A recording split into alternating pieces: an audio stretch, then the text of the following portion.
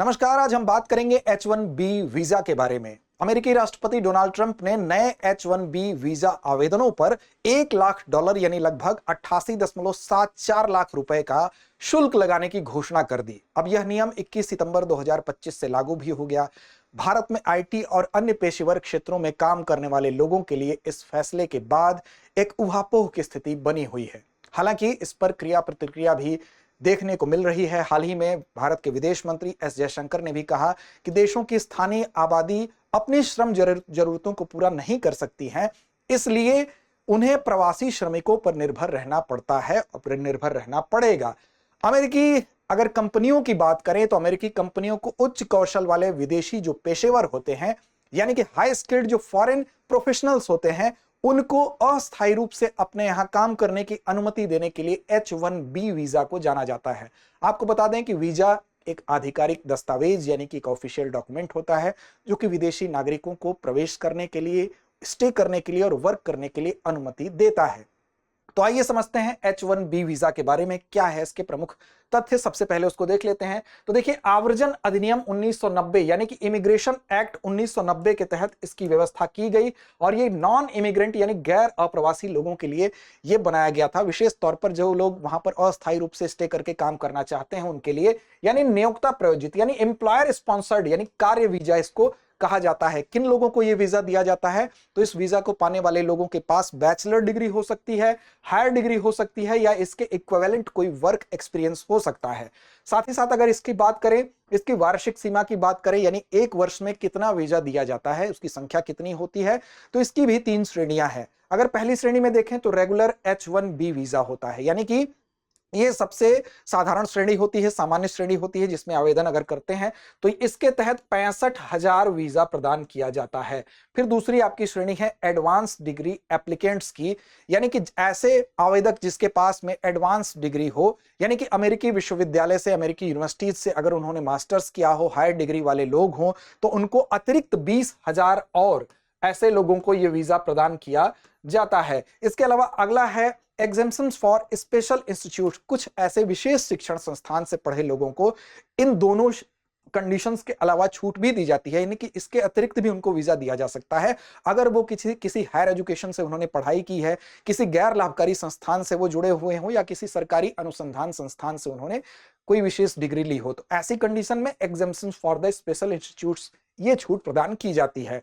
अब ये तो हुई आपकी इसकी कैटेगरी। अब वैलिडिटी की बात करते हैं तो देखिए, इसकी निम्नतम सीमा भी होती है, उच्चतम सीमा भी होती है। प्रारंभिक अवधि इसकी 3 इयर्स से शुरू होती है और अधिकतम विस्तार की बात करें तो 6 इयर्स तक ये जाता है। ड्यूअल इंटेंट वीजा इसको कहा जाता है। ड्यूअल इंटेंट वीजा कहने का कारण ये है क्योंकि H1B वीजा धारक जो लोग होते हैं वो खुद के लिए भी और अपने परिवार के लिए भी इस वीजा को धारण करने के बाद ग्रीन कार्ड के लिए यानी स्थायी निवास के लिए वहां पर आवेदन कर सकते हैं, इसीलिए इसको डुअल इंटेंट वीजा भी कहा जाता है। सबसे बड़े लाभार्थी के तौर पर अगर बात करें तो मेजर बेनिफिशियरीज में अगर किसी देश का नाम आएगा तो सबसे पहले नाम आएगा भारत का, क्योंकि अगर 2015 से लेकर अब तक का आंकड़ा आप देखेंगे तो उसमें 70% लोगों को जो H1B वीजा जारी किया गया है वो कौन है? तो वो इंडियंस ही हैं। तो इसका मतलब दूसरे पायदान पर आपका चीन है। तो सबसे ज्यादा इससे अगर कोई प्रभावित होगा, यानी अमेरिकी राष्ट्रपति डोनाल्ड ट्रंप के शुल्क में बढ़ोतरी से सबसे ज्यादा प्रभावित अगर कोई होगा तो वो इंडियंस होंगे। इसीलिए H1B वीजा की चर्चा सबसे ज्यादा इधर बीच आप सुन रहे होंगे। लेकिन इसी दौरान यहां पर अगर बात किया जाए तो इसी समय का फायदा उठाते हुए चाइना ने भी देखा है, इस समय को पहचाना है और उसने भी एक वीजा कहा है कि चीन ने के वीजा की पहल की है और वो ये कहा है कि 1 अक्टूबर 2025 से हम के वीजा जारी कर रहे हैं और उसने थोड़ी फ्लेक्सिबिलिटी भी दी है। उसने कहा कि 1 अक्टूबर 2025 से हम लॉन्च करेंगे और दुनिया भर के जो युवा जो कि साइंस, टेक्नोलॉजी, इंजीनियरिंग और मैथमेटिक्स से संबंधित हैं, उन पेशेवरों को, उन रिसर्चर्स को हम अट्रैक्ट करना चाहते हैं। और इसके लिए पात्रता मानदंड क्या होगा?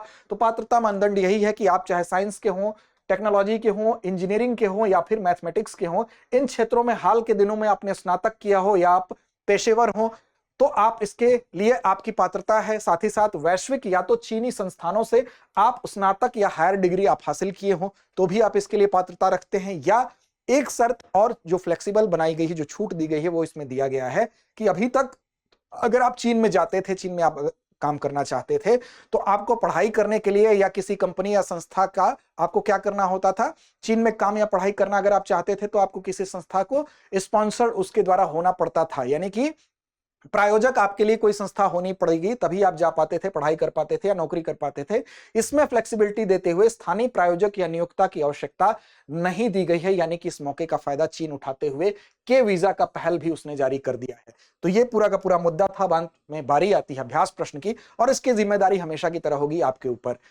विकल्प आपके सामने है प्रश्न के साथ कि चीन का के वीजा किस तारीख से लॉन्च हो रहा है, 21 सितंबर 2025, 25 सितंबर 2025, 1 अक्टूबर 2025 या 31 दिसंबर 2025। तो इस प्रश्न का जवाब कमेंट बॉक्स में हम देखना चाहेंगे। लड़ते रहें, अपने लक्ष्य की ओर बढ़ते रहें। अब एग्जाम की तैयारी को और बेहतर करने के लिए हमारे चैनल को लाइक, शेयर और सब्सक्राइब करना ना भूलें।